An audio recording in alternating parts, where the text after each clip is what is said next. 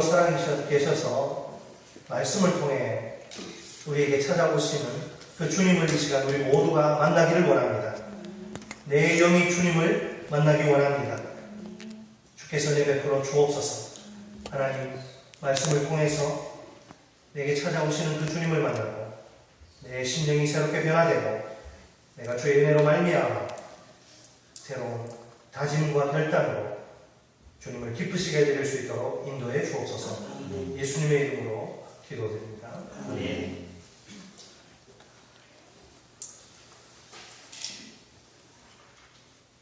마이클 호트는 그리스도 없는 기독교란 저서에서 우리에게 이런 도전적인 질문을 던집니다. 만약 사탄이 마귀가 한 도시를 장악하면 어떤 모습일까? 이 질문에 대한 그의 답변은 또 이렇습니다. 교회는 발디딜 틈이 없을 정도로 많은 사람들이 몰려들 것이다. 그러나 교회에서는 그리스도가 선포되지 않을 것이다. 그리스도가 없는 교회는 사탄이, 마귀가 만들려고 하는 교회입니다. 과연 오늘 이 땅 위에 존재하는 수많은 교회의 모습은 어떻습니까? 호트는 오늘날 미국 기독교의 현실을 그리스도 없는 기독교라고 진단합니다. 참으로 충격적인 진단이 아닐 수 없습니다. 그리스도 없는 기독교가 말이 됩니까? 말이 안 되지요. 그리스도 없는 기독교가 초래하는 가장 큰 비극이 무엇인지 아십니까? 그리스도인 없는 기독교를 만든다는 것입니다. 기독교를 믿는 교회라고 말은 하는데 교회 간판도 있고 십자가도 있는데 그 교회 안에 정작 그리스도인이 없습니다. 그리스도인 없는 기독교가 말이 됩니까? 이건 역시 말이 안 되기는 마찬가지입니다. 지난 시간에 살펴본 것처럼 크리스천이란 그리스도 중심의 삶을 사는 사람입니다. 오늘 한국 교회의 문제는 그리스도 중심의 삶을 사는 사람이 많지 않다는 데 있습니다. 그리스도가 삶의 중심이 아니라 액세서리에 불과한 사람들을 보시는 예수님의 마음은 어떠실까요? 오늘 두 파트로 나눠서 생각해 보겠습니다. 따라서 하시겠습니다. 첫째로 그리스도의 중심성을 사고의 우선순위로 점검한다. 그리스도 중심성을 이 생각, 사고의 우선순위로 점검해 보자는 거예요. 본문 22절로 24절을 보십시오. 여기서 바울은 지금 무엇에 대해서 이야기하고 있습니까? 열매에 대해서 이야기하고 있는데 신약 성경에서 열매는 두 가지 뜻으로 사용됩니다. 하나는 선교적인 언어로 신자를 많이 얻음을 뜻합니다. 또 하나는 성령의 열매 또는 의의 열매로 성화가 진행되어 나가는 것, 예수님을 점점 닮아가는 것을 의미합니다. 자, 그런데 여기서는 첫 번째 뜻, 선교적인 언어, 신도를 많이 얻는 걸 지금 가리킵니다. 자, 현재 바울은 로마 황제 앞에서의 재판을 앞두고 있습니다. 문자 그대로 삶이냐 죽음이냐 그 갈림길에 서 있습니다. 무죄의 선고를 받아서 석방될 수도 있습니다. 반대로 사형 언도를 받아 형장의 이슬로 사라질 수도 있습니다. 자, 바울이 뭐라고 이야기하냐면 무죄의 석방이든지 사형이든지 괜찮다는 거예요. 왜 지난 시간에 살펴본 것처럼 어느 쪽이든 어느 편을 선택하든지 간에 그리스도가 자기를 통해서 영광을 받으실 것이기에 죽음도 유익하다고 말하죠. 자, 그래도 죽느냐 사느냐 이 둘 중에서 어느 것이 더 좋은지를 지금 저울질하고 있습니다. 자신의 개인적인 관점에서 보면 지금 당장 죽어서 그리스도와 함께 있는 것이 더 좋아요. 하지만 교회 공동체 관점에서는 고난의 삶일망정 계속 사는 것이 더 필요합니다. 그는 현재 자기에게 더 좋은 것과 교회 공동체에게 더 필요한 것 사이에 지금 끼어 있습니다. 더 좋은 것을 선택하느냐, 더 필요한 것을 선택하느냐. 개인적으로는 죽음이 자기에게 어떻다고 고백합니까? 죽는 게 더 좋은 것이라고 고백해요. 왜? 그 이유는 죽음을 통해서 이 땅 위에서의 자신의 지긋지긋한 죽음보다도 더 고통스러운 고난이 끝나게 됩니다. 부활하신 그리스도와 함께 함으로써 영원한 안식을, 행복한 삶을 누릴 수 있기 때문입니다. 반면에 바울이 계속 살아남는 것이 교회 공동체에 더 필요한 이유가 있습니다. 그가 계속 복음을 선포해서 신자들을 얻어야 하기 때문입니다. 연약한 교회 공동체를 더욱 강하게 만들어야 하기 때문입니다. 곧 사도로서 더 일해서 많은 열매를 얻어야 하기 때문입니다. 바울은 여기서 죽음을 뭐라고 표현합니까? 떠나서 그리스도와 함께함이라고 표현합니다. 죽음을 떠남으로 표현하는 것은 그의 영혼이 이 세상 또는 육신을 떠남을 의미합니다. 여러분, 죽음이란 뭐냐? 내 속에 들어있는 눈에는 안 보이지만 이 영혼이 이 눈에 보이는 육신을 떠나서 그리스도에게로 가서 그와 함께 하는 것입니다. 그런데 바울에 의하면 그리스도인들은 지금 벌써 그리스도 안에 있고 그리스도와 함께하는 사람들입니다. 그리스도인들은 그리스도를 믿음으로 그리스도와 하나 된 연합을 하지요. 이에 죄인으로서의 나라는 존재는 십자가에서 예수님과 함께 죽어서 장사됩니다. 또 그리스도와 함께 연합해서 새로운 삶으로 부활합니다. 믿음에서 이것이 일어나는 거예요. 이 모든 것이 믿음이 가져오는 사건입니다. 믿음으로 우리의 대표인 그리스도 안에 우리가 포함돼요. 그와 연합하는 거예요. 그가 하신 일에 우리가 참여하는 거예요. 그의 변된 즉 인격에도 참여합니다. 우리는 그리스도의 죄에 죽어버림과 새 삶으로의 부활에도 참여합니다. 예수의 죽음에도 우리가 참여하고 그리스도의 부활에도 함께 참여한다. 그래서 새 피조물, 즉 하나님과의 올바른 관계가 회복된 의인이 됩니다. 자, 믿음은 이렇게 놀라워요. 믿음은 이렇게 우리의 대표이신 그리스도 속으로 우리를 이렇게 딱 포함시킵니다. 우리가 그리스도 안에 있게 합니다. 그리스도와 함께 연합시킵니다.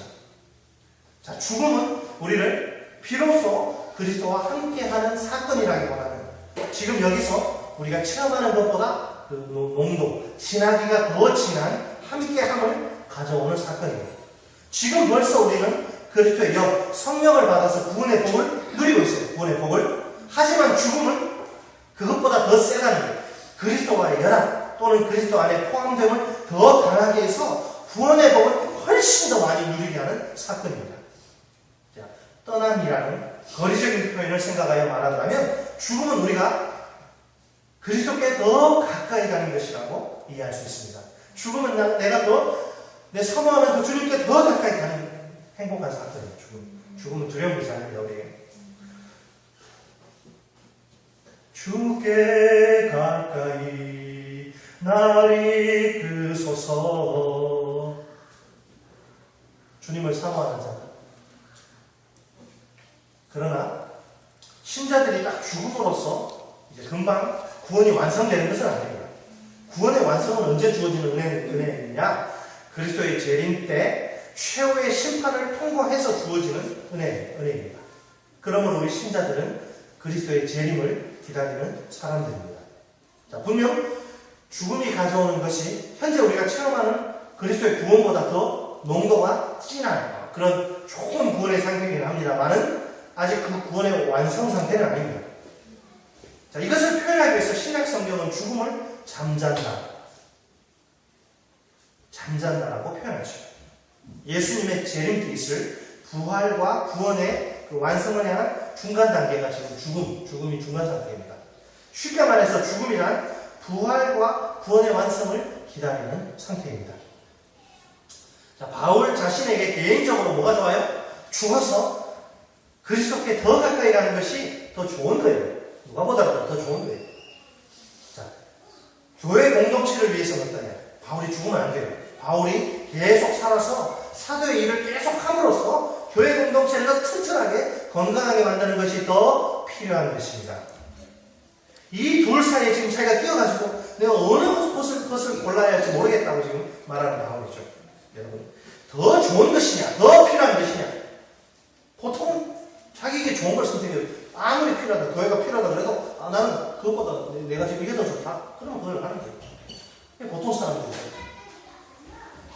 그러나 바울은 더 좋은 것 대신에 뭘 선택해요? 더 필요한 것을 선택해요. 본문 25절, 26절 우리 같이 한번 읽겠습니다. 25절, 26절 시작. 내가 살 것과 너의 믿음의 진보와 기쁨을 위하여 너희 우리와 함께 거할 이것을 확실히 아노니 내가 다시 너희와 같이 있으므로 그리스도 예수 안에서 너희 자랑이 나로 말미암아 풍성하게 하려 함이라. 바울은 삶과 죽음의 기로 갈림길에 서 있습니다. 왼쪽은 삶, 오른쪽은 죽음 딱 선택해야 됩니다. 그래서 이제 자신의 다가오는 운명에 대해서 진지하게 생각합니다. 어느 길을 선택해야 하나 고민을 거듭하는 거죠. 이 고민 가운데서 바울은 사고의 우선순위를 정하는 거예요. 바울의 사고의 우선순위. 제1은 퍼스트. 가장 먼저는 누구를 생각합니까? 그리스도. 두 번째는 교회 공동체 필요. 마지막으로 자기의 유익인 거예요. 이게 여러분 그리스도 중심의 사람들의 사고의 우선순위. 많은 사람들은 자기에게 돈이 되고 자기에게 유익이 되면 교회 공동체의 필요는 예수의 필요는 상관을 하지 않고 그냥 다 그렇게 살아요. 이 우선순위를 첫째로 그리스도, 두 번째는 교회 공동체가 필요하느냐, 세 번째는 내게 어떤 유익이냐. 이 우선순위를 기초로 결단을 내리는 거예요. 사실 여러분 첫 번째와 두 번째는 똑같은 거예요. 그리스도와 그의 신부인 교회 공동체는 뗄래야 뗄 수 없는 관계이기 때문입니다. 그리스도와 교회는 붙어 있는 거예요. 그죠? 그러니까 교회 공동체의 필요가 곧 누구의 필요? 그리스도의 필요입니다. 바울은 지금 그리스도의 영광을 위해 교회 공동체의 안녕을 위해서 더 일해야 한다는 거예요. 그러기에 그리스도 안에서 안식을 얻으려는 개인적인 욕구를 극복하는 거예요. 살아남아야 한다는 결단을 내립니다. 그리스도와 교회 공동체를 위해서 자신을 희생하는 바울의 모습을 보십시오. 얼마나 감동적입니까? 바울이야말로 그리스도 중심적인 온전한 그리스도의 사람입니다. 자, 여러분 이게 잘 실감이 안 났습니까? 지금 바울이 처한 상황을 한번 곰곰이 생각해 보십시오. 우리는 복음을 위한 고난으로 아주 피범벅이 되어있는 바울의 그 처절한 삶을 잘 알고 있어요. 눈물 없이는 도저히 읽을 수 없는 삶입니다. 오늘 본문을 책갈피에 놓으시고 제가 그 삶으로 여러분을 초대하겠습니다. 고린도후서 11장을 보세요. 사람이 감당할 수 없는 삶입니다. 고린도후서 11장 23절. 빌립보서 조금 앞에 가시면 바로 고린도후서죠. 고린도후서 11장 23절 298쪽입니다. 신약성경 298쪽.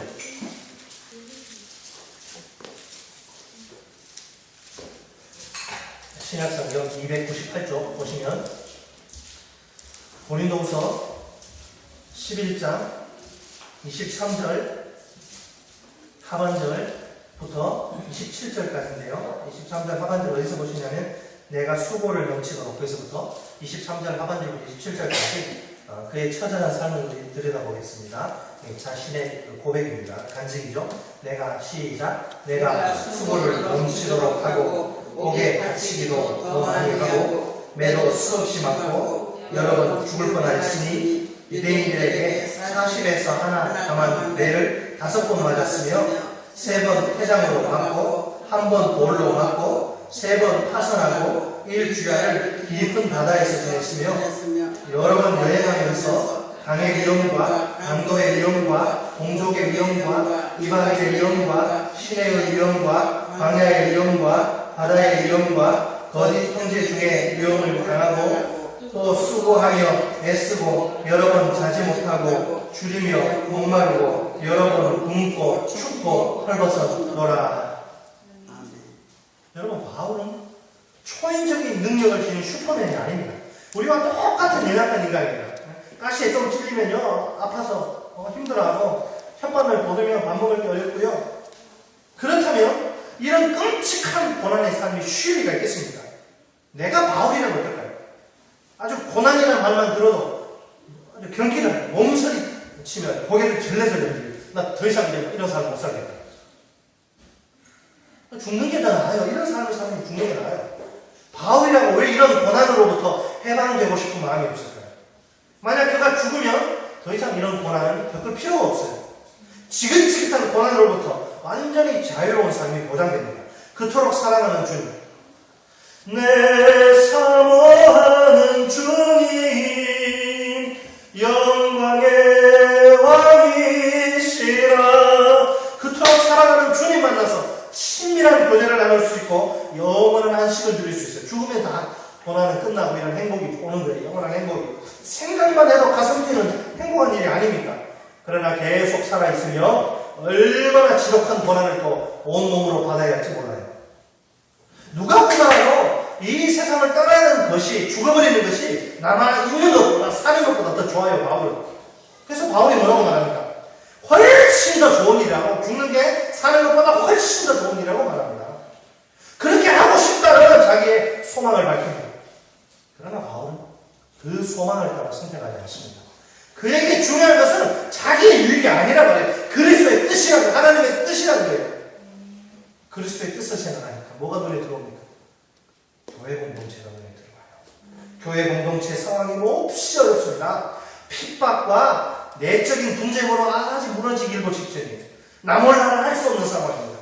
나 혼자 편하자고 나 몰라라 할 수 없는 상황이에요. 누군가의 희생과 헌신이 절실히 필요합니다. 핍박과 내적 분쟁을 극복하고 복음의 역사를 섬겨야 합니다.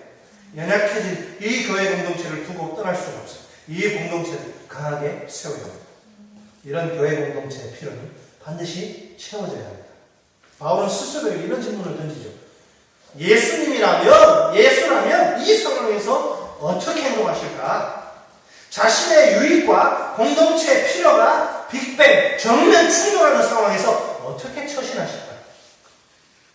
이때 바울의 귓가를 때리는 주의 음성이 있습니다. 십자가를 앞에 두시고서 겟세마네 동산에서 피땀 흘려 기도하시는 그 음성이에요. 아버지요, 만일 아버지의 뜻이거든 이 잔을 내게서 옮기시옵소서. 그러나 내 원대로 마시옵고 아버지의 원대로 되기를 원합니다. 예수님이라고 왜 완전한 인간이시며 완전한 하나님이신 예수님이 그 십자가의 그 죽음이 두렵지 않았겠습니까? 아버지 뜻이면 이 십자가, 이 방법 말고 다른 방법으로 인류를 구원하게 해주십시오. 나 정말 하기 싫습니다. 그러나 내 뜻대로 하지 마시고 아버지의 원대로 되기를 원합니다. 그래도 내가 그렇게 죽어야 한다면 그것이 아버지의 뜻이라면 나는 싫지만은 하겠습니다. 그렇게 십자가에서 죽으십니다. 그 음성이 바울에게 이제 바울은 더 이상 주저하지 않습니다. 개인의 유익과 공동체의 필요 사이에서 갈등하지 않아요. 더 필요한 것을 선택하기 위해 더 좋은 것을 내려놓아요. 포기합니다. 왜? 그것이 주님의 뜻이기 때문에. 여러분, 더 좋은 것을 포기하는 거, 내려놓는 거 쉽지 않아요. 왜? 포기하지 않으면 누릴 수 있는 유익들을 다 내려놓아야 됩니다. 더 필요한 것을 선택하는 일 역시 어렵기는 마찬가지입니다. 복음을 위한 삶에 반드시 따라오는 고난은 고통을 피를 각오해야 하기 때문입니다. 오늘날은 시독한 개인주의가 판을 치는 시대입니다. 여러분, 개인주의는 말세의 대표적인 특징 가운데 하나입니다. 신앙의 영역이라고 해서 별다른 것이 없습니다. 개인주의로 아주 무장한 그리스도인들이 얼마나 많은지 몰라요. 신앙생활하는 목적이 오로지 자기 개인의 유익과 만족을 위해서요. 그들에게 지금 바울이 이렇게 말하는 사고의 우선순위라는 게 도대체 무슨 의미가 있을까요? 나만 좋으면 되는 거예요. 신앙도. 나만 좋으면 되고 내게 돈이 되면 되는 거예요.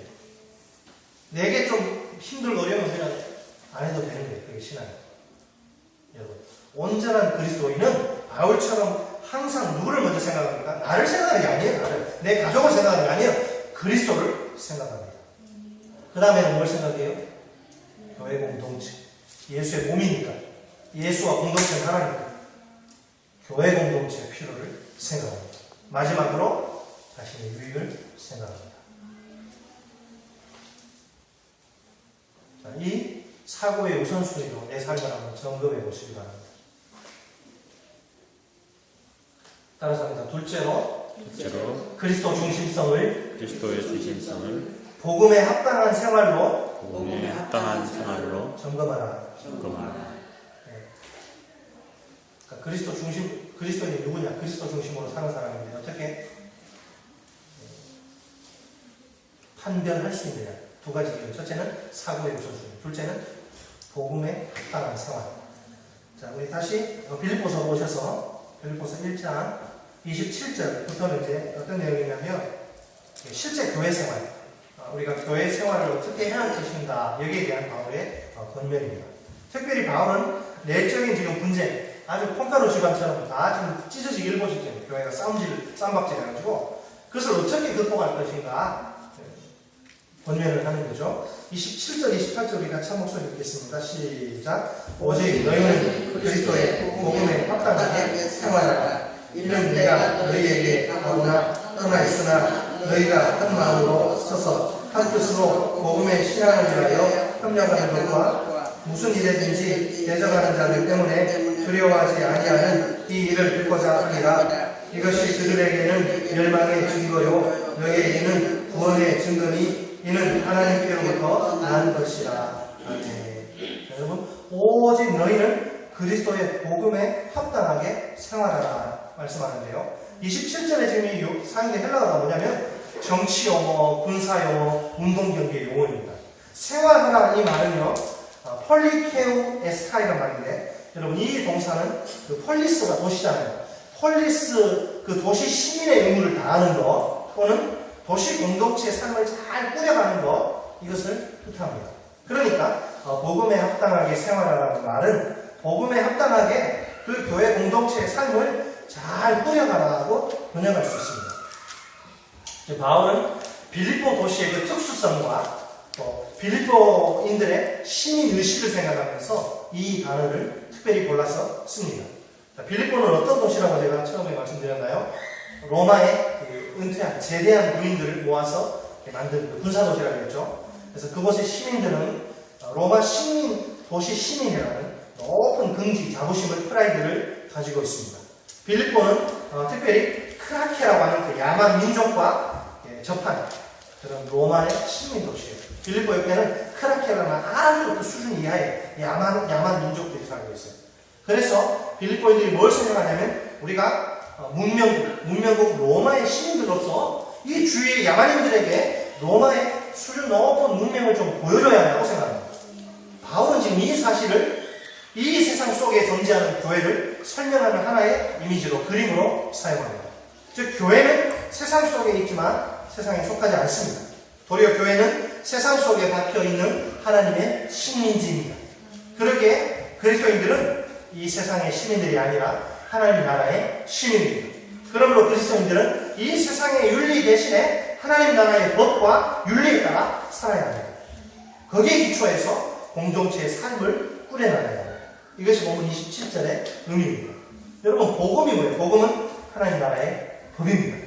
바울은 빌립보의 그 그리스도인들에게 너희가 하나님 나라의 시민들로서 하나님 나라의 법, 복음에 합당하게 공동체적인 삶을 꾸려나가라고 권면합니다. 복음의 정신, 복음의 가치관, 복음이 제시한 방법에 따라서 서로 관계를 맺고 살아가라는 것이죠.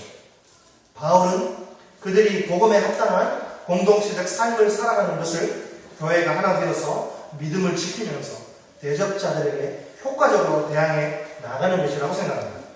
이 뜻을 생생하게 전달하기 위해서 그 빌립보시의 특성을 생각하면서 정치적인 그림 언어, 운동 경기, 또 군사적 그림 언어들을 지금 동원해서 쓰는 것입니다. 27절에서 협력하다는 말은 뭐냐면 이게 함께 경기하다, 한 팀으로 싸우다를 뜻합니다. 이 말은 운동 경기의 용어거든요. 한 사람씩 1대1로 이렇게 맞짱 뜨는 것이 아니라 하나의 팀을, 덩어리로 팀을 이루어서 투쟁한다는 그런 의미예요. 여러분, 럭비 미식축구 경기 보세요. 선수들이 이렇게 처음에 어떻게 합니까? 스크럼 딱 잡고 한 덩어리 되어서 두 덩어리가 이렇게 딱 어깨에 맞대고 있잖아요. 자, 그 모습을 한번 생각하시면 바울이 지금 협력하라는 말이 어떤 의미인지를 쉽게 이해하실 수 있을 것입니다. 이 서서란 말은 뭐냐면 어깨와 어깨를 이렇게 옆으로 나란히 맞대고 늘어서 있는 군대가 방패를 들고 지금 굳건히 서서 다가오는 적들을 맞이하는 장면을 연상시킵니다. 당시 여러분 로마 그 보병들이 대오를 지어서 굳건히 방패를 딱 이렇게 하고 적을 맞이하는 모습을 재현하는 영화들 있잖아요. 그 영화들을 보시면 바울의 말이 이해하기 쉽게. 자, 바울은 지금 외부로부터 지금 핍박받는 빌립보 교회에 막 내적 분쟁이 있는 것을 안타까워합니다. 그들이 좀 제발 복음에 합당하게 서로 관계하고 공동체적인 삶을 꾸려가기를 바랍니다. 그럴 때 그들은 한 영과 여기 보면 이제 한 영과 한 혼으로 똘똘 뭉칠 수 있습니다. 이게 한 영, 한 혼 이렇게 번역되어 있는데 원래 너희가 한 마음으로 써서 한 뜻 이렇게 되어 있잖아요. 이건 뭘 이야기하냐면 한 정신 또는 한 마음 뭐 그렇게 번역할 수 있는데요. 통일되어서 온전한 좀 팀워크를 이뤄라. 이것을 이렇게 강조하기 위한 표현입니다. 외적으로는 무서운 그 로마의 핍박이 있는데 안에서 자기들끼리 네 똥 굴다 내 똥 굴다 막 똥을 뭐 굴러야 된다 뭐 얄바야 된다 서로 속된 말로 이렇게 막 싸우니까 바울이가 열불이 나는 거예요. 오늘날 한국 교회를 보십시오. 한국 교회 안에 크고 작은 분쟁들이 얼마나 많은지 몰라요. 서로 자기 목소리 크게 내며 싸우다가 교회가 그냥 절단나가지고 둘로 쪼개지고 성도들은 쉽게 어려운 상처를 아는 채 교회를 떠나게 해요. 여러분 교회가 무슨 사람처럼 수명이 있습니까? 어떤 때는 교회도 수명이 있나요? 통기가 있나? 어떤 목사님 그러세요. 김 목사 교회도 수명이 있다. 저는 뭐 동의는 안 하지만 하도 싸우고 쪼개고 교회만 한판 내리고 어떤 교회는 보면요 분명히 예를 들어 A 교회였는데 6개월 만에 B 교회가 되고 교회 이름이 바뀌어서 동네 사람들 헷갈리죠. 성도들이 상처받고 막 다 교회 떠나고 막 목자들 양같이 헤매는 사람이 강제는 되는 거 얼마나 많은지 몰라요. 그냥 지금 소개받을 사람이 줄을 섰어요. 많은 성도들이 이 상처를 극복하지 못하고 이 교회 저 교회를 막 떠돌아다니잖아요. 왜 그래요? 복음에 합당하게 공동체적인 삶을 지금 꾸려가지 못한 결과예요. 리더십을 소유한 자들이 목사와 장로가 자기 목소리를 꺾을 줄 모르는 것이 큰 문제입니다. 자기는 무조건 옳고 상대방은 틀렸다는 무서운 독단에 사로잡혔습니다. 많은 다른 목사님들이요. 전 제일 부목사하면서 제일 힘들었던 부분이 자기는 무조건 옳아요. 부목사들은 틀렸어요. 와 이게요. 아무리 훌륭한 목사님도 그 자리에 올라가면 저도 무서운데요. 그렇게 안 되도록 기도해 주십시오. 자기는 무조건 옳고 너는 틀렸다. 그런 아직과 독단도 없어요. 그러니까 대화가 안 통하니까 말을 안 해도 돼요. 이것이 바로 뭐냐면 군림하는 리더십의 한계입니다. 절대적인 힘을 가지고 지배하는 리더십의 한계예요. 성경적인 리더십이 아니에요. 예수님 이렇게 한 적 없어요. 이런 리더십이 지배하는 한 소망이 없습니다. 섬기는 리더십으로, 종의 리더십으로, 왕의 리더십이 아니라 종의 리더십으로, 섬기는 리더십으로 변하는 것만이 살 길입니다. 우리 가정교회 기초는 무엇입니까? 복음이요 성경입니다. 특정한 개인, 목사, 장로, 생각, 의견 아닙니다. 그건 중요하지 않아요. 그렇게. 가정교회에서는 누가 뭐라고 해도 성경이 그렇다고 하면 그런 줄 알고 성경이 그렇지 않다고 하면 그렇지 않은 줄 압니다. 모든 판단과 결정이 성경을 기초로 해서 이루어집니다. 그러다 보니 서로 크게 싸울 일이 없어요. 물론 가끔 의견이 달라서 목소리 좀 높이면 얼굴 좀 붉힐 수는 있어요. 하지만 금방 의견이 일치될 수밖에 없어요. 그렇게 싸울 때 항상 가정교회는 뭐라 하냐면 자, 근본적인 질문으로 돌아가요. 그것이 과연 성경적입니까? 그것이 과연 영혼을 구원하는 데 도움이 되는 일입니까? 그러면 딱 막 소리 내던 사람이 딱 생각하다가 아닙니다. 하고 그냥 제 의견을 처리합니다. 여러분 가정교회 리더십은 철저히 낮아져서 섬기는 리더십입니다. 섬기는 자만이 리더가 될 수 있습니다. 사회적 지위, 권세, 사자 붙은 사람 보면 그냥 교회가 막 불불 떠요. 저 사람. 우리는 그렇지 않습니다. 섬기는 자만이 리더가 될 수 있어요. 교회 분위기 자체가 전통교회와는 근본적으로 달라요. 대접받고 높아지려는 자를 인정하지 않습니다. 그런 자는 아무런 권위도 내세울 수 없어요. 오직 섬기는 자만 사랑받고 존경받고 진정한 권위를 행사할 수 있습니다. 자, 바울의 본면을 다시 한번 간단하게 요약해 보겠습니다. 자, 빌립보 교회는 지금 어떻게 해야 된다?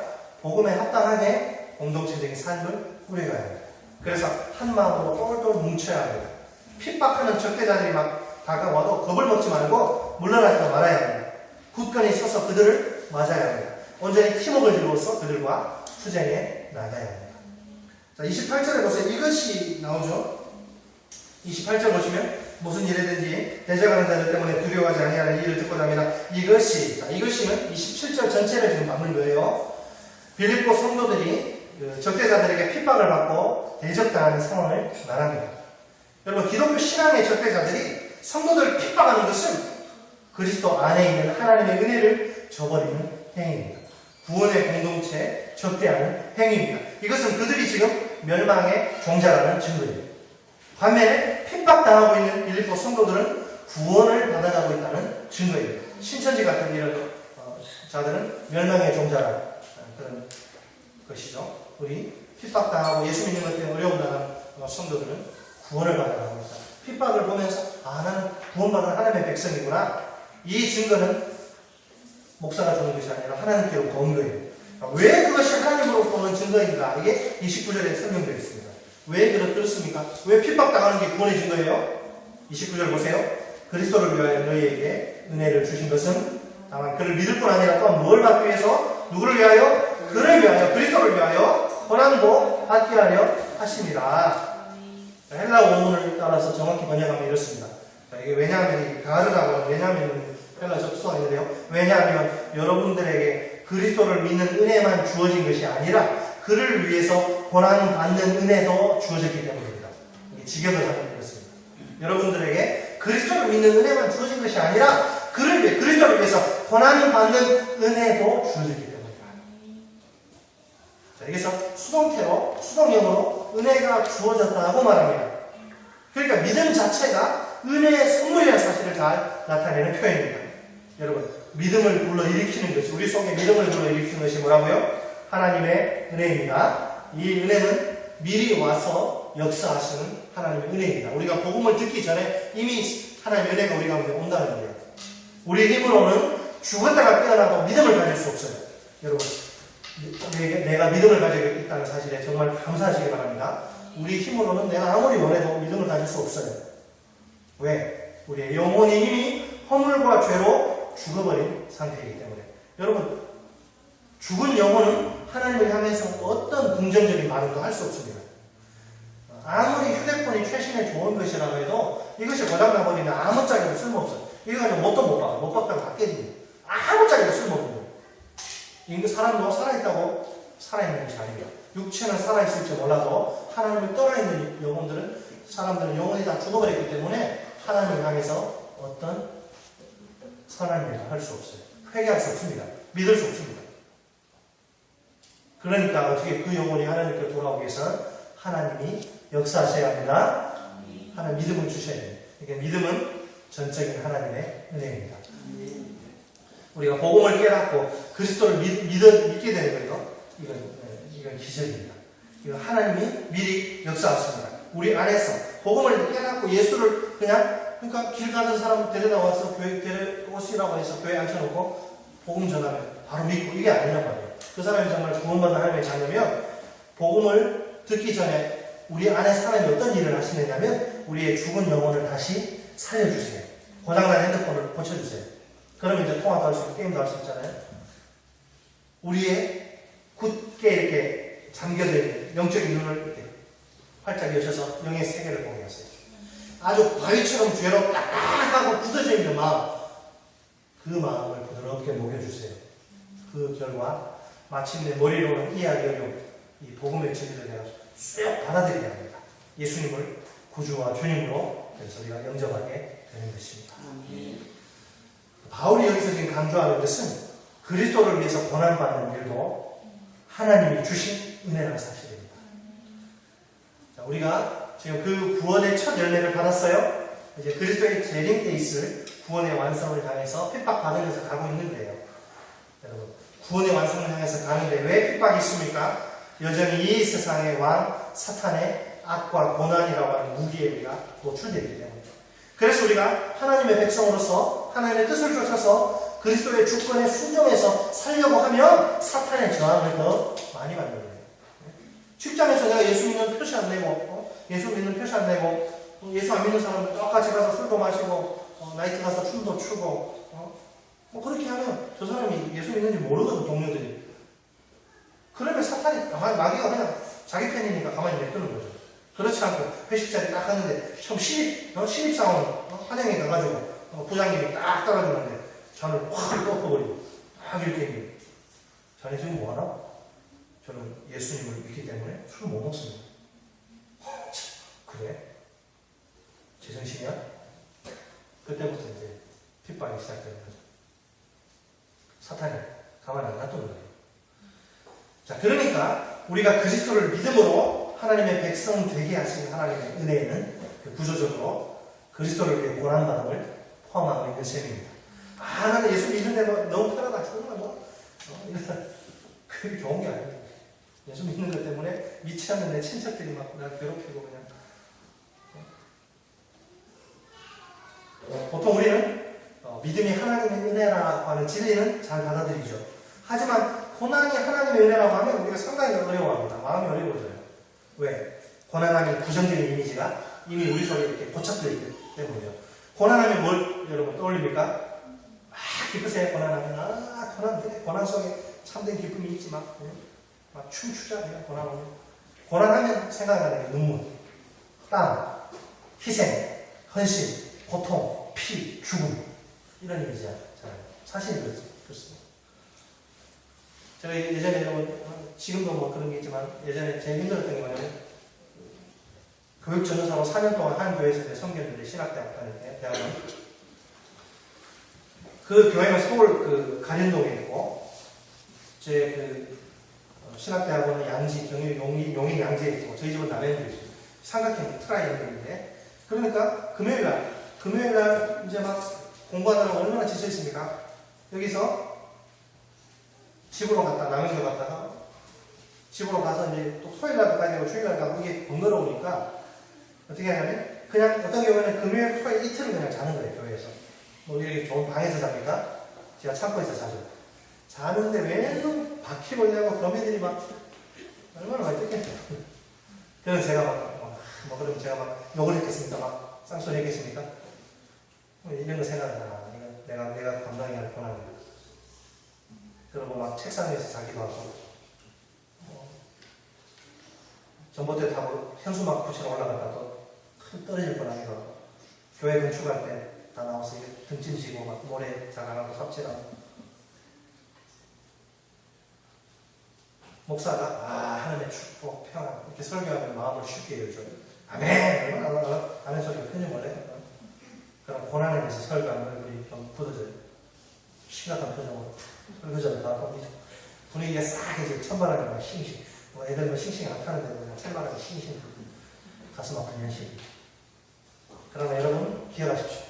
그리스도인에게 있어서 고난은 옵션이 아니라 필수. 차 살 때는 내가 썬루프 안 해도 돼요. 그거 안 하면 너 왜 썬루프 안 하냐? 이거 안 하면 너 죽는다. 말하는 사람 아무도 안 해요. 썬루프 안 해도 돼요. 옵션이니까. 옵션 해도 돼요. 안 해도 돼요. 고난은요. 그런 자동차 옵션이 아닙니다. 고난은 선택이 아니라 필수입니다. 자, 1세기 여러분 1세기 보시면 그 로마의 핍박 때문에 도저히 고향에서 살 수가 없어가지고 고향을 떠나가지고 타국에서 뿔뿔이 흩어져서 고생하는 아주 직선하게 고생하는 그리스도인들이 많아요. 사도 베드로가 가슴이 아팠어요. 사도 베드로가 가슴이 아프지만 그들을 향해서 뭐라고 이야기하냐면 책갈 빼놓으시고 베드로전서 5장 12절을 보십시오. 베드로전서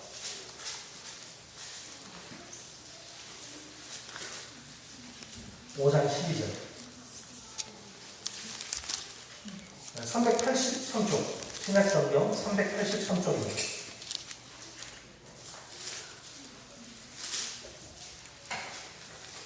(383쪽에) 보시면 베드로전서 5장 12절 말씀입니다. 우리 같이 읽겠습니다. 5장 383쪽 베드로전서 5장 12절 시작. 내가 신실한 형제로 많은 신령으로 말미암아 너희에게 간단히 써서 권하고 이것이 하나님의 참된 은혜임을 증언하노니 너희는 이 은혜에 굳게 서라. 자 보세요. 이것이 무엇입니까? 고난이에요. 고난이 뭐라고요? 하나님의 은혜 중 은혜 그냥 하나님의 은혜라고 해도 될 텐데 하나님의 참된 진짜의 은혜다. 너희는 그러니까 이 은혜 어디에? 고난 위에 굳게 서라. 베드로가 볼 때에 지금 예수 믿는 것 때문에 아버지가 죽고 어머니 죽고 고모 삼촌 다 그냥 죽임당하고 겨우 살아서 지금 타국에 가서 그냥 동가식 서가숙 하는 그 사람들 보면서 힘들지 얘들아. 그러나 이것이 참된 하나님의 은혜다. 너희는 끝까지 고난을 받으라. 말씀을 맺겠습니다. 과연 우리는 그리스도 중심적인 온전한 그리스도인입니까? 두 가지 기준을 가지고 점검해야 합니다. 첫째 기준은 무엇입니까? 사고의 우선순위. 사고의 제일 윗자리에 그리스도가 계십니까? 그 다음 자리에 교회 공동체의 필요가 있습니까? 맨 밑에 자신의 유익이 있습니까? 둘째 기준은 복음에 합당한 생활입니다. 하나님 나라의 법인 복음에 합당하게 공동체의 삶을 꾸려가야 합니다. 공동체 안에서 우리가 어떻게 관계 맺으며 살아가야 합니까? 복음의 정신, 가치관, 성경에 따라서 서로 관계 맺고 살아가야 합니다. 모든 선택과 판단, 그리고 결정과 행동의 기초가 하나님의 말씀인 성경이 되어야 합니다. 그럴 때 어떤 고난이 닥쳐와도 슬기롭게 대처할 수 있습니다. 오늘 말씀을 생각하면서 기도하겠습니다. 제 사고의 우선순위를 가지고 좀 우리 기도했으면 좋겠습니다. 정말 사도 바울의 삶이 우리에게 큰 감동을 주는데요. 사도 바울은 더 좋은 것을 포기했어요. 더 필요한 것 때문에. 왜? 그리스도 때문에. 여러분, 하나님, 내가 사고의 우선순위가 제대로 되기 원합니다. 내가 사는 것이 이제는 내가 아니라 그리스도, 내 안에 그리스도가 사는 거라고 했는데, 말로만 그런 것이 아니라 내 사고의 우선순위, 그리스도, 교회 공동체 필요, 유익, 이 우선순위가 질서 있게 잘 자리 잡게 달라고. 그래서 내가 결정하고 행동하는 것도 결국 이 우선순위에 따라서 될 수 있도록 내려놓을 것은 내려놓게 달라고. 그리스도가 최고의 자리에 올라가도록. 말씀을 생각하면서 오늘 성령께서 주신 감동에 따라서 우리 같이 통성으로 기도하십니다. 살아계신 하나님 아버지 감사합니다. 오늘 사도 바울의 삶을 통해서 아버지 그리스도인의 온전한 그리스도인의 삶이 무엇인지를 맛보게 하시니 감사합니다. 그리스도인이나 그리스도 중심의 삶을 사는 사람이나 우리가 말씀을 통해서 배웠습니다. 하나님 아버지, 우리가 정말 그리스도 중심의 삶을 살고 있는지 어떻게 우리가 판단할 수 있습니까? 사고의 우선순위를 가지고 판단할 수 있습니다. 아버지, 사도 바울은 말할 수 없는 고난의 삶을 살았는데 누가 보더라도 이 지긋지긋한 고난에서 해방되는 것, 죽어서 주님 앞에 가서 영원한 생명을 누리는 것이 그에게 더 좋은 것임을 그는 알고 있었습니다. 반면에 교회 그리스도를 생각하고 교회 공동체를 생각했을 때 정말 누군가 남아서 그 연약한 교회를 더 강하게 세우고 또 그 내적인 문제를 해결하고 정말 교회 해야 할 일이 너무나 많았습니다. 우리 사도 바울은 자기에게 더 좋은 것을 내려놓고 공동체에 더 필요한 것을 선택했습니다. 그가 그렇게 할 수 있었던 이유는 사고의 우선순위가 분명한 그리스도 중심의 온전한 그리스도인이기 때문입니다. 하나님 아버지, 오늘날 우리가 예수를 믿는다고 하셔서 아버지, 예수가 사고의 제1의 순위를 또 차지하지 못하는 아버지 사람들이 얼마나 많은지 모릅니다. 하나님 아버지, 내가 신앙생활하는 목적이 그리스도를 위하여, 그리스도의 뜻을 위하여, 그리스도의 영광을 위하여서가 아버지 되지 못하고 내 유익, 또 이 아버지에 대한 그런 사람들이 많이 있습니다. 아버지, 참으로 우리는 아버지 사고의 우선순위가 바로 되기를 원합니다. 첫째도 그리스도요, 첫째는 그리스도요, 둘째는 교회 공동체의 필요로 내 유익이 셋째가 되는 그런 그리스도 중심의 삶을 우리가 감당할 수 있도록 아버지 도와주시고 인도해 주옵소서. 내가 아버지와 내려놓기 원합니다. 아버지, 정말 그리스도를 아버지 선택하느라고 내려놓을 수 있도록 아버지 도와주옵소서.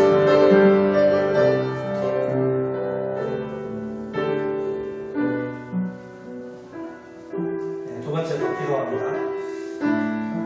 복음에 합당한 그런 삶을 위해서 우리가 공동체에서 서로 관계 맺고 생활하는데 그 기초가 중심이 성경이 될 수 있도록, 성경이 그렇다고 하면 그런 줄 알고 아니라고 하면 아닌 줄 알고, 내 생각, 내 의견이 중요한 것이 아닙니다. 성경의 기초에서 우리가 공동체 생활을 해야 됩니다. 주님, 이 시간 내 생각, 내 판단, 결정, 행동의 기초가 복음이 성경이 될 수 있도록, 내 생각, 내 고집이 아니라 성경이 될 수 있도록, 복음이 될 수 있도록 도와달라고 말씀을 생각하면서 우리 같이 기도하시겠습니다. 살아계신 하나님 아버지, 사도 바울은 핍박과 내분으로 이제 정말 위기 가운데 빠지는 교회를 바라보면서 복음에 합당하게 생활하라고, 복음에 합당하게 공동체의 삶을 꾸려가라고 말씀하고 있습니다. 서로 관계를 맺고 또 공동체 생활함에 있어서 개인의 생각, 개인의 뜻이 중요한 것이 아니라 복음이 중요하다고, 말씀, 성경이 중요하다고 아버지 말씀하고 계십니다. 이 시간 우리의 모습을 돌아보기 원합니다. 아버지, 우리가 공동체 생활함에 있어서 내 생각, 내 고집, 내 뜻을 다 앞세우고 있지 않는지 아버지 돌아보기 원합니다.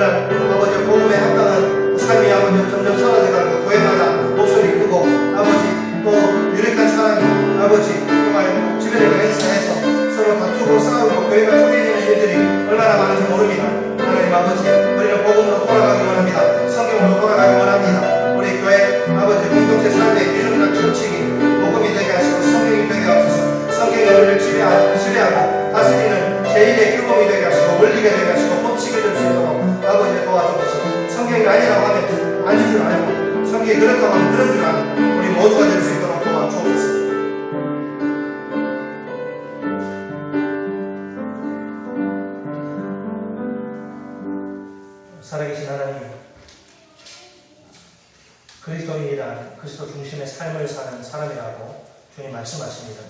그리스도 중심성은 두 가지 기준으로 판별할 수 있다고 말씀하십니다.